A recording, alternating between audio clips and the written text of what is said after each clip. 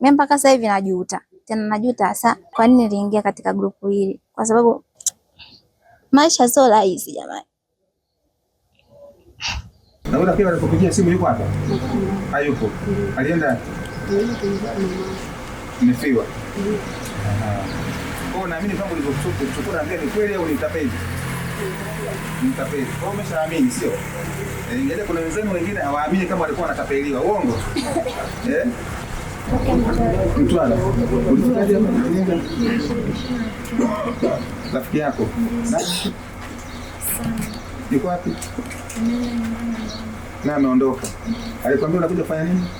Inahusiana na swala la ujasiriamali. Ulipofika ulikuta nini?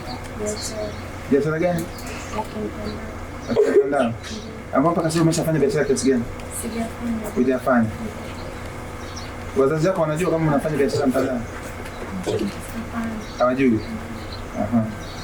Tumefanikiwa kuwakamata watuhumiwa wawili ambao ni viongozi wa genge la utapeli kupitia kampuni mbili ambazo ni Alliance in Motion Global na QNet, ambao ni Jackson Kalu miaka 26 mjasiriamali, huyu ni mwenyeji wa Bahi mkoa wa Dodoma, pamoja na Michael Mfuse miaka 32 mkazi wa Wanging'ombe mkoa wa Njombe, ambaye pia huyu alikamatwa akiwa na gari yenye namba za usajili T166 EMJ aina ya BMW X1 ambalo alikuwa analitumia kufanya uhalifu wa mzunguko huu wa QNet. Lakini pia tumekamata nyaraka mbalimbali za kampuni ya QNet, lakini pia tumefanikiwa kuwapata wahanga kwa matukio haya ambayo walikuwa wanatapeliwa, ambao ni 75, kati yao wanawake 36 na wanaume ni 39.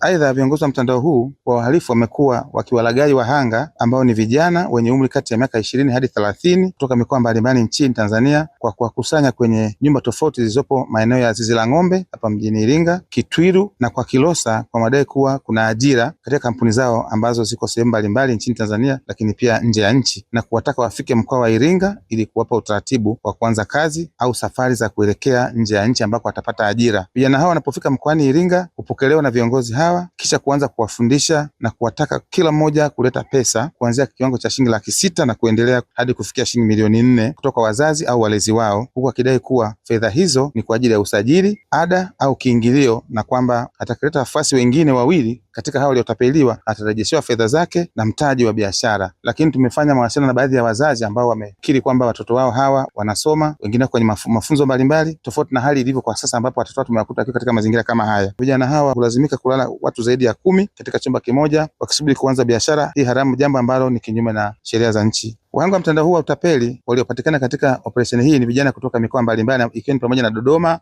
Mwanza, Lindi, Njombe, Mtwara pamoja na Mafia. Hivyo wazazi na walezi ambao watoto wao waliondoka majumbani na ambao hawajui walipo watoto wao, basi wafike kituo kikuu cha polisi mkoa wa Iringa ambapo watoto hao tumewapata baada ya kuwakuta katika maeneo hayo ambayo tumeyataja. Lakini tunatoa wito kwa wazazi pia kuhakikisha kwamba wanawasimamia watoto wao ipasavyo, kwa sababu mtoto anapotoka nyumbani anasema anakwenda chuo, hali kadhalika hali hiyo mzazi hajajua chuo ni chuo gani, hajui alipo. Wazidi kuwajengea watoto wao mazingira mazuri ya malezi kwa kuwa karibu nao. Nikapigiwa simu na rafiki yangu kutoka Zanzibar, nikiwa Zanzibar. Akaniambia kwamba huku kuna chuo, kwa sababu mwenyewe ndoto yangu kusomea ni hoteli. Nataka nisomee hoteli, mambo ya hoteli. Kwa hiyo baada ya hapo akaniambiaje huku kuna nini chuo ambacho unaweza ukasoma na ajira unaweza ukapata hapa. Nikamwambia haya sawa, nikatoka zangu Zanzibar mpaka hapa. Nikawaelekeza Zanzibar, akasema haya. Baada ya kufika hapa nikapeleka ofisini, nikapewa maelekezo. Vile unavyoelekezwa unajua kweli hapa ni utajiri upo. Baada ya hapo ndo nikafanya maamuzi, na mimi nikampigia babu yangu. Nikamwelekeza, nikamwambia kwamba nasoma, inahitajika pesa ambayo nitakayofanyia nini kusomea hapa, inabidi kuna vifaa inabidi nifanyeje nivinunue. Akaniuliza shilingi ngapi, nikamwambia 3,500,000.